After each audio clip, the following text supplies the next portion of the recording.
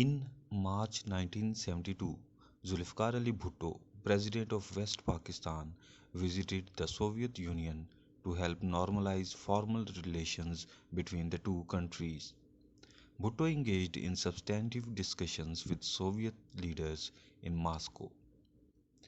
It helped to increase the international pressure and brought India on the table of negotiations with Pakistan in the form of Shimla Agreement. Negotiating with a country that has dismembered Pakistan was an open challenge to Zulfiqar Ali Bhutto. Before Shimla meeting, Z. Bhutto and his colleagues did the comprehensive homework, as Bhutto had realized that Arabs had still not succeeded in regaining territory lost in the 1967 war with Israel. Therefore, capturing of land does not cry out for international attention the same way as the prisoners do.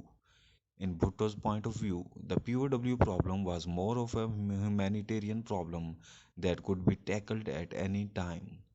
But the territorial problem was something that could be integrated in India as time elapses.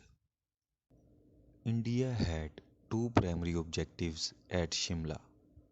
First, a lasting solution to the Kashmir issue by forcing Pakistan to accept ceasefire line in Kashmir as an international border, or failing that, an agreement that would constrain Pakistan from involving third parties in discussions about the future of Kashmir.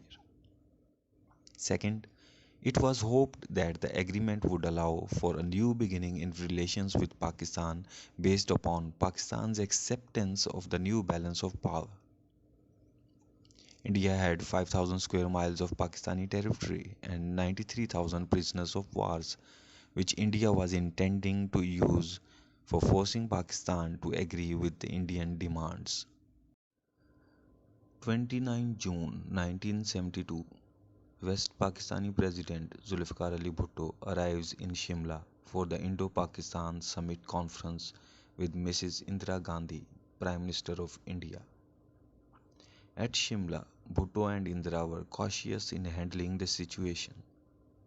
Both were aware of the people who would question their political prudence in dealing with the problems. While Indira feared a vocal parliament and an unfriendly opposition, Bhutto had to be more careful about the situation at home.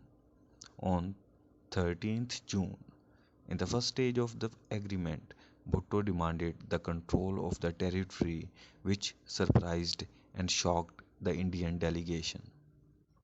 Indian Premier Gandhi was stunned and astonished at Bhutto's demand and reacted immediately by refusing Bhutto's demand. Later, official level talks were held, but no side was prepared to budge. Various formats were discussed, but without result.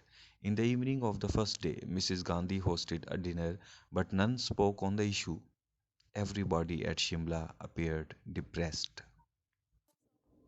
On July 1, 1972, the second day, Bhutto and Indira held a meeting with their respective delegations, presumably to find some mechanism or the basis of further talks in a bid to break the ice. At the end, it appeared that no result had been achieved. By now, it had become evident that the summit was moving towards a deadlock. Bhutto sensed it immediately and spelled out his intentions clearly. We are not going to shut it. July 2nd, presumably the last day meant for the summit, was a hectic day, as members of both the teams worked hard to draft a declaration denoting the outcome, whether it was to be a deadlock or whether there would be some breakthrough. The main point was preparation of the text of the declaration. In the evening, a dinner had been hosted. As soon as it finished, both the leaders set off for a stroll on the breezy lawns of Shimla Governor House. It was a one-to-one meeting. After some time, the two leaders returned to the main hall and called the officials. Here too, no one was allowed to join.